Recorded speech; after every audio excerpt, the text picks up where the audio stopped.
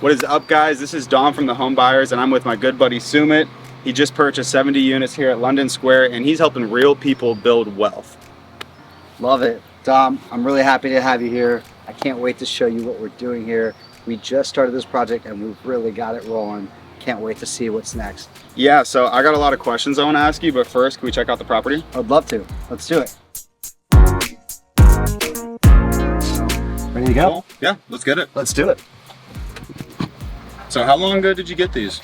So we bought this in mid-May. So right now, Okay. it's been right around 2 months exactly since we closed. Okay. And it's just been phenomenal to see the feedback that the residents have shared with us. The existing builder of this whole concept that built it across Ohio and Florida, is the one who owned this since it was built. So 1976. And over time, they just didn't invest in the asset that much. So all of the tenants here have been so, I would say, happy and just like really expressed gratitude that we've actually been coming in, investing, That's and actually awesome. taking care of a lot of the deferred maintenance and change the way this community kind of is laid out. So it's laid out between multiple buildings that cross our whole 70 units. And we just love the layout of it because each individual tenant has access for their own kind of car approaching their unit, but then they each have their own entry. So different than typical apartments, they actually can just walk into their own unit and it feels like it's their own home. Yeah, no, it's beautiful. I love the setup here. How long does it take for a deal of this size to like actually execute? When did you start working on this? Yeah, so we started the minute we closed. We had already set up all of our pipeline of team to get ready to go deploy. So the first thing we did is we wanted to cure any of the kind of minor landscaping issues and then the gutter and fascia related stuff. So we wanted to make sure there wasn't leakage on the roof or leaking back into the roof, and then any drainage of water that was happening. So we cured that first. So we'll go through, because of the time of year right now in the summer, we're going through and taking care of all the exteriors. So we're going through gutter, fascia, exterior paint, giving it a real refresh. This used to be a tanner color. You'll see on the kind of outside of the exterior of the fence is still the old paint that was kind of old and outdated. Right now we go through and we're giving it a full refresh. And what people have compared it to is like this like kind of farmhouse blue. So we did a bright white and a deep blue to just make the residents and tenants feel like this is a new place. And it really does, it really pops. In addition, we had to take care of a bigger plumbing and trench issue that we had for drainage from one of the buildings. So one of the buildings was retaining a lot of water underneath, and so we had to cure this issue. So we go through and execute that, and we'll come across tenants all the time and just help them kind of modify it. Hello. How are ya? Good to see ya. So, Sumit, interest rates, people say, are relatively high nowadays. Some people are waiting for them to come down.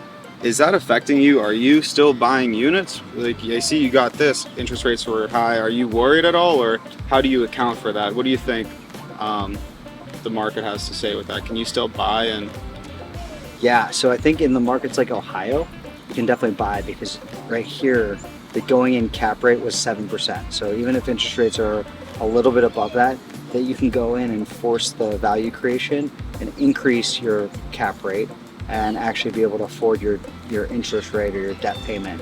I think you have to think about it counterintuitively as well, which is when interest rates are high, there's less buyers.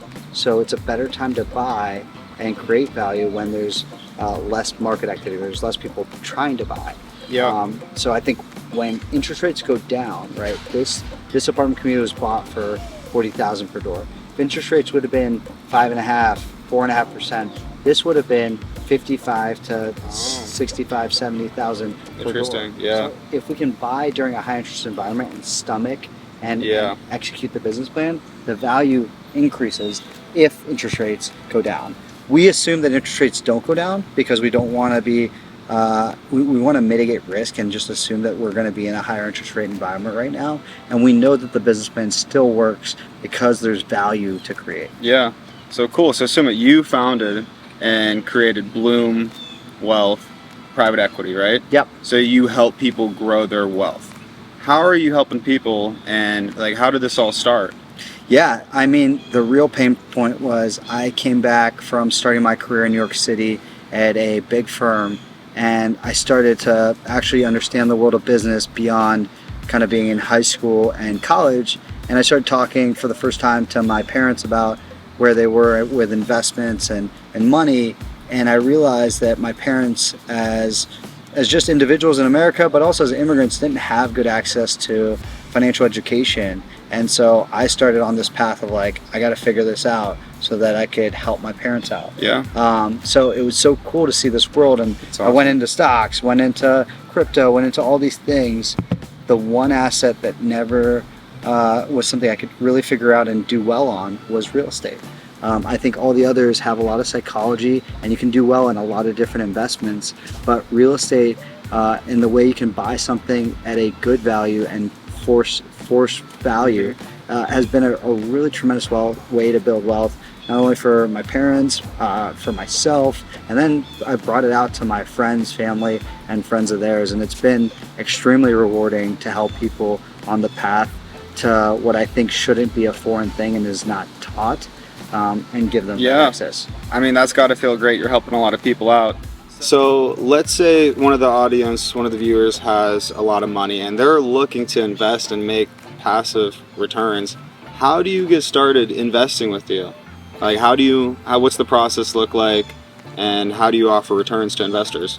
Yeah, so broadly speaking, it depends on the offering. So we're not talking about a specific offering, but what we do is we try to target roughly anywhere from a 15 to 20% return, depending on the asset, is what we're looking at right now in these value add multifamily. And I think the conversation starts with building a relationship.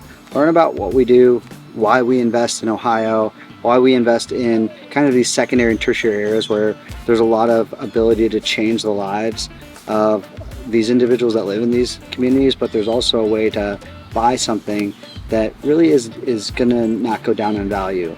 The demand for this type of product, in terms of affordability, is there. So I think it's just a conversation. I think we focus on learning about someone's finances, learning about what their goals are, and seeing, does our strategy match up with it? Yeah. Real estate is a powerful tool. It's not as liquid as investing in a stock or keeping your money in the bank. So I think there's a different way to understand being able to park your money in an investment and have it be held for 12 months, 24 months, 36 months, depending on the timeline. So I think the conversation starts by just reaching out, and love to learn about someone, their goals. I think, early on we talked about where you were with what you were trying to do in your investing career, and I think it's just always a conversation to understand what someone's goals are. Yeah, so I'm finding single family homes, and they could be profitable, but you have to continually find more and more deals. So this is where this is very attractive. You could find one deal and not have to focus on a bunch of different headaches. You got them all consolidated. So I think that's very interesting. But one thing we share in similarities is we both love investing in the Ohio market. Yes. So can you go over why you think Ohio might be possibly one of the best markets to invest in? Yeah, and I think the one thing you have to do is you have to understand your local markets. Two, I think there can always be a good deal, but when you look at the value you can buy, so how much something costs. So this same product in South Florida, where my prior firm used to invest, would cost about $200,000 just to get into just on the purchase price. Wow. So if I can buy the same product for 1/5 of the cost in Ohio, and it rents at a much more significant premium than in South Florida, then this might be a better asset. Mm-hmm. Now, Ohio is a cash flow state, and so it's more about cash flow and not about appreciation. So if you're in Florida, if you're in Texas, you're going to have more appreciation. You may have more appreciation, maybe less cash flow. Maybe less cash flow, but also they're a little bit more volatile during a higher interest rate environment, when rents decelerate because there might be new supply or new development coming on. Whereas Ohio, especially in the markets we're investing in, there's almost no new supply, especially in this market. And so as we improve our product and there's older landlords here, we're able to demand a premium in a market that doesn't have new product. Yeah. That lets us stick out. That drives investment returns. That drives our asset value, which all the investors and partners benefit from. Yeah, no, I think that makes a lot of sense. And I think the fact that you said you got each unit here for 40,000, Yep. I think that's a steal. A lot of people in other states would not believe that to be possible, but you could find that in Ohio, but you also have to be looking in the right area. So understanding your location, you're in Boardman here, so this is a great area here. Boardman's But a if premier you're- school district. Yeah. Like, what high school did you go to? Canfield. So you went to Canfield, another premier school, like high school that's right next door. But Yeah. if you look at school systems where students want to be put in and parents want, this is a type of community where you feel safe, Yeah. you feel secure. Sometimes when you look at houses that are single family houses that are $40,000, you may be in a very low socioeconomic area where there's a lot of crime and there's a lot of issues. Here you're nestled in an area where there's a lot of safety, access to the biggest shopping centers, biggest employers, and just feel safe. Yeah. So this is one of our model units. This is to Yeah. show what actually a furnished apartment would look like. This is an unrenovated 1 bedroom, 1 bath. So you have carpet instead of the luxury vinyl plank, but you can see how homey it feels. You can see Yeah. how kind of spacious, and kind of as you see, like you can have your little dining room table, have your bookshelves, and then we'll kind of walk over here, check out where the kitchen is. So you have like cabinetry, you have the ability to cook, your fridge, and then we'll come over to the bedroom, and it's just like a nice style where you feel that either a couple could live here or a young family. So Yeah. 1 bedroom, we'll have Yeah, it's a nice homely standard 1 bedroom. So what does one of these run out for? So unrenovated $825. Okay. If we did the luxury vinyl plank and some of the other higher end features, it would be $895, which Yeah, is I like that extremely value. affordable and just a good value in this area. Then you have the bathroom, and you have closet space throughout. In addition, for additional storage, we have attic space in each of the units. So Oh, really? yeah, That's nice. it is nice. It's a beautiful unit. Just love the ability to just make someone feel at home, especially in these products. So yeah, what are your occupancy rates right now? Yeah, so right now we're at about 92%. So we Okay. have 2 moving in this Friday. So on a unit like this, if you look at for 70 units, 1 unit brings it down. So I gotta do the math. But a 10% vacancy is 7 units down. Is that correct? Yeah. And so we're roughly right around there. We have, I think it's like we have 6 that are being worked on. Cool. So how's the demand looking? There's a lot of people putting in applications. Yeah. So when we do an investment like this, because we're doing renovations and a lease marketing strategy, we go out and advertise on a couple different platforms. Okay. We do apartments.com, we do rent.com depending on the area. We use Zumper and some of these other innovative like tech platforms. And then we do Facebook Marketplace, which actually gets a lot of results. So I think it's about like listening to your community, talking to people, and hearing where they search for things. So in the Boardman community, apartments.com and Facebook Marketplace have worked really well. Yeah. So that's where I found in the Ohio market, if you have something in decent condition, you put it available for rent, there's like 20, 30 applicants like day one. Yeah. There's a lot of people looking for places to live and rent affordably too. Yes. I think Affordable housing is non-existent. Almost. Yeah, and I think the biggest thing to watch out for when you do an investment like this is you have to think about what their background is. Yeah. Do they have any kind of violent felonies? Can they afford and will continue to be able to pay rent? So we do kind of credit score Protect and yourself. look at their actual job and job qualifications. And I just think it's the wherewithal. Like you don't want someone to move in and then have to go through a process of getting them out of your unit as they do Evicting. damage. So I think tenant screening is like what we put Huge. a high pressure on. Yeah.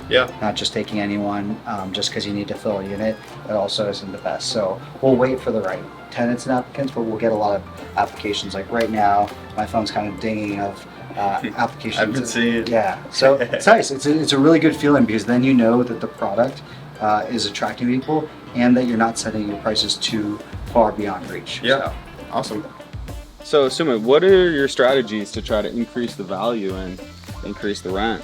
So there's a couple things we look at. One is when you look at a place like this, they might have not been doing an efficient job of billing back water, utilities, certain additional income like parking income, pet income, storage income. So we look at areas where tenants need additional storage. How can we build a effective storage solution? How can we bill back kind of overhead parking? So we're in Northeast Ohio. In the wintertime, people don't want to take care of like snow. And so we have great parking that we can actually make more covered and more secure and drive that. In addition, like, you know, this was owned for the last, since 1976 by the original developer. They kept this as a model unit the whole time. They weren't getting rental income. They weren't getting any additional income. They're paying for utilities. We'll go through and rent this actual unit. And then as a unit is empty, we'll show that, or we'll show pictures and then keep this place highly occupied. Yeah, because nowadays you could just use an iPad, show them the photos. You don't need to have a model unit. You don't need an actual model. And if you think about creating value, you want you want to maximize your rental income, you want to maximize your other income, and you want to decrease the expenses that you as a landlord are taking and offset that by a revenue stream. So now when you go to reappraise this down the road, you'll show 71 units, right? Exactly. So this will be, this we would have bought for 40,000. Once you're done increasing the value, this will be around 80,000. So 80,000 of value just by on transitioning one unit, that. just on one unit, and that doesn't account for all the cash flow that would have come from renting this. So there's all these different levers that you look at, but that's one of them. Another way we look at is, you asked about staffing earlier. So one of the additional ways is sometimes places are overstaffed, and so there's ways to cut payroll.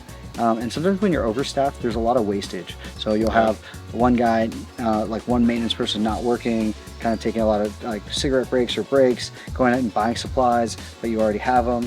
When you have a more efficient operation, there's one person, they understand their projects, they're streamlining it, they're actually productive. And so I think staffing appropriately is really important. So it's very important to make the most out of your money here, add revenue, and not to be overspending, because you are on a pretty big budget, a lot of units, everything's got to go smooth, and you got quite the procedure. So yeah, and I think as you think about it, as you grow and you're doing bigger projects, on a small project there's leakage and wastage. On bigger projects there's even more potential wastage, and it's our investors and our own money going into this. We want to protect that at all costs. So you go in and we cost control to the max, because every little thing adds up. And so we have to control that, because the value of the asset is based on how much net operating income or how much additional income we're driving. So, have you ever toured an apartment community this size? So no, I've not toured something of this size. I mean, I've done residential houses. I typically do single family. I've done a couple multifamily, but I've never done something of this size. So this is awesome to see, and definitely a lot of work and planning goes into this. I see you got a leasing office here. How many people do you have like on staff here at all times? So all times so there's different phases, right? There's the phase where we're going out and we're renovating all these units to improve the asset, bring units to this new cosmetic and operational standard. So we'll have subcontractors in the units, and then we'll have a lot of these other subs around gutter, fascia, roofing, tree trimming, landscaping.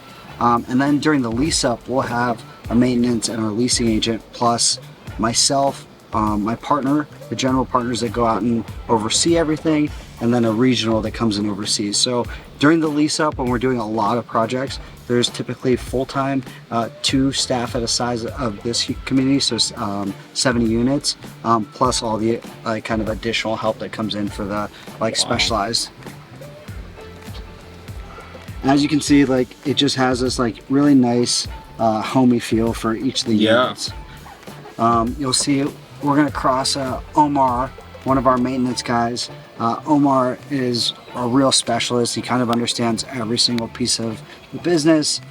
He's exactly what you look for in terms of attracting and retaining great talent. He knows a lot about everything and is able to do a lot of the work. So he's running if you can see him right now, he's running through a unit right now to go out and check on some appliances as we do some unit terms to just make sure the tenants' appliances are. So on an ongoing basis, Omar is going through and actually taking care of ongoing maintenance requests, in addition to doing kind of like the little fine-tuned things that any of the subcontractors are not doing. So Omar and anyone who has kind of that work ethic to work from and be really efficient. But the nicest part about it is Omar also lives in this community Nice. with his wife, and so he has even much more pride of taking care of his neighbors and the other tenants. So Omar is someone who's just like, you find certain personalities that care, Yeah. and Omar is that person. So I feel like that's huge. You got to have the right team with this such a big project. If something goes wrong, something goes south, and no one's there to address it, you got a lot of doors you're managing. So yeah. how frequently do you got to check up on everybody? Yeah, I would say, it's kind of like your team and your tenants, they become part of like your family. I think they are part of the investment, and you kind of like, you're ongoing checking on what's going on each day. I think, the real value in an investment is not just buying something, it's really how you manage it. And in things like these big assets, you can take care of them really well and invest on the front end, but if you don't manage on an ongoing basis, you can have big issues. Like one example was, we just passed a building that has a big plumbing related issue, and so you have some people that are dealing with really intense amount of toilet and like sewage issues. And so if myself and our team, we're not trying to solve this issue as quick as possible, people are going to the restroom and the toilets are clogged. But it's not just one unit, there's multiple units within that building, and so we have to get under the building, identify what's going on, and actually cure it, because if not, someone doesn't have a place to actually live and enjoy, because they're walking into a clogged toilet each time. So one of the reasons we like investing in areas like the Youngstown, Warren area is just the affordability. So you can, there's nowhere in this country that you can buy cheaper than to build, right? Way cheaper than to build, almost 1/3 the cost that it takes to build. So the average unit across new development is 150 to 200,000 a unit. These cost $40,000 per unit to buy here in Boardman, Ohio. Are really good. That's a good deal. Very good deal. So you look at, we always talk about the 1% rule or the 2% rule. Here, this applies a 2% rule, because we're able to rent something that we bought for $40,000. So $40,000 for each unit across the 70 units. For after renovating, after putting in about $3,000 to $7,000, depending on what amount the unit needs, we're able to rent it for close to $895, between $825 and $895, depending on the renovation. And so you think about that, it's a 2% on. Yeah, that's great. It's especially at scale that you're able to do that. So one thing I'm interested, so you bought these, they're from the 1970s. I think that's great. To hit this 2% and to scale and buy all these properties, do you have like a specific buy criteria of what kind of properties you're going after to find these deals? That's a really good question. I think that it all goes to that same threshold. It's like, we love these kind of 1970s to 1990s product because they sell in that 30 to 55, 60,000 range. Makes sense. So that's one thing. But we look at places where rents are way below market, and just by investing in an asset, we can actually force the value creation. So like when we look at something, if we were to look at this community and rents were already at $850, and we think the top of rents is $895, maybe $950, would we have bought? Maybe not. But because this place was high occupancy and average rents were in the mid 600s and low 700s. Yeah, you can increase a lot there. You could increase a lot, and you could increase a lot by actually investing in the asset, change the cosmetic look, making people feel really proud of like the product versus it being an outdated carpeted unit, right? Yeah. When you rent in today's day and age, I think that modernizing units actually appeals to a lot of people, where you don't get a lot of new product in like in the surrounding area. It's just kind of Yeah. a lot of lipstick type renovation. Lipstick on a pig, they say. Yeah, that is Yeah. that is the phrase. But we actually go through and actually cure all the below the eye type of issues. So many plumbing related issues, sink, faucet, any water's drainage, any and then even on the customer service, because we have a team in place, we're able to take care of people and actually respond to things on a timely basis.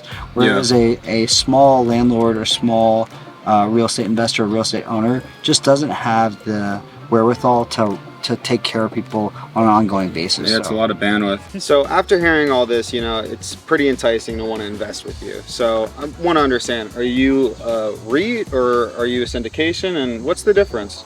Yeah, so I've been really fortunate in my career to work on private non-traded REITs.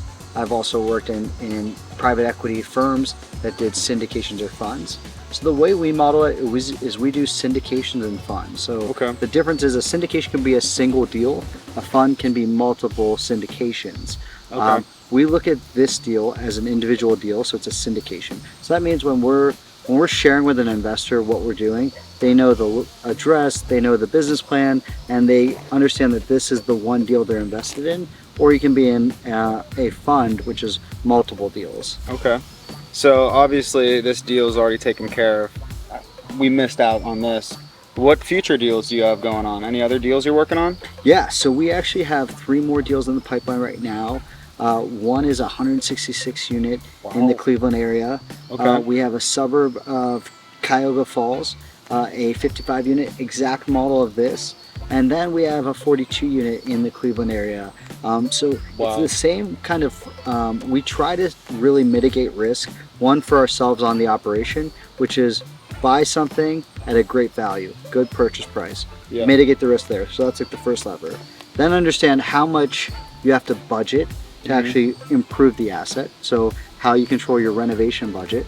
Third is, where is the interest rates? Where's the capital markets? How can you get debt? That's the third part. And then fourth is, how are we going to operate it? How are we going to manage it? And those are kind of the crucial side of making a good investment in commercial real estate and multifamily. Yeah, well, I mean, I got to believe that's probably a big purchase.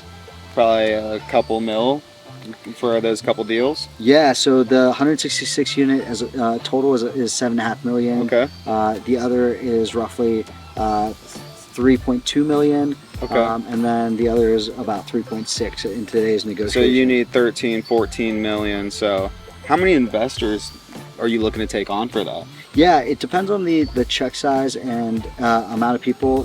For example, some people write bigger checks, some people write smaller checks. It's just depending on their goals. So we'll kind of have conversations with every person. Typically, we only take accredited investors for some of the larger deals that we publicly advertise. And then we have private 506B offerings where we do people that are non-accredited. We can take 35 non-accredited in each vehicle, plus unlimited accredited investors. I'm not sure if I understand that completely. So, do you know what an accredited investor is? Yeah, so if I understand, accredited investor, you got to get registered and states you're worth, what, $1 million? So yeah, so there's 2 criteria typically for an accredited investor. It's either you have an income, so you pass the income test of $200,000 or more if you're single for 2 years and expecting to be for a 3rd year, or $300,000 if married. So that's the income test. If you pass there, you're accredited. Or you have your net worth that's equal to $1 million, excluding your personal residence. And the reason that those 2 qualifications are there is just so these are SEC exempt registrations, but they are overseen by like a securities regulation and just want to be properly documented and taking only qualified investors. Yeah, that makes sense. So everything here is regulated. This is a completely different ball game. Dang, this is pretty cool. It's pretty impressive. I guess if you don't have $1 million or $200,000 a year, people have a benchmark to get up to. But I guess, what would you say are different ways that this can help people out and grow wealth? Yeah, I think one of the things you got to think about is where, like when I think about where I'm parking my money, is where demand is. So if you think about a stock investment or crypto, you don't have an asset that's backing it. So right here, we're investing in an asset where there's high demand because of renters, and every time someone's paying rent, they're paying a return to the investment partnership. And that's how you as an investor get your return. So we love it because it's safe, it's collateralized by real estate, we have the real estate insured, we're going and enforcing value creation. So there's all these ways that are protected versus and then we're going through debt financing with a big bank or larger banks that are doing comprehensive underwriting, double checking our work. So there's all these reasons that give us counter checks to why we're making a good investment, and I like that about real estate. Yeah. The other thing I love about real estate is you're making an investment and you're doing a lot of due diligence on the front end to make sure it's good, and you can't just get out on a whim. You're trying to make sure that you have conviction in why you're buying something and why you're going to force the creation. The coolest part about real estate is you can buy something, and as long as you hold for a long enough time, you can create value. And so the asset itself and the way that we invest is not going to go down, that we can hold for a longer time if anything were to happen, if COVID were to happen, if the macroeconomic environment were to change. So we still have an asset, we still have people that need a place to live, they're still paying rent, and they're still distributing cash flow. That's huge. No, that sounds awesome. It sounds win-wins for everyone. There's a lot of details that go on, so it's awesome for the investors. They don't have to worry about it. You take care of all that.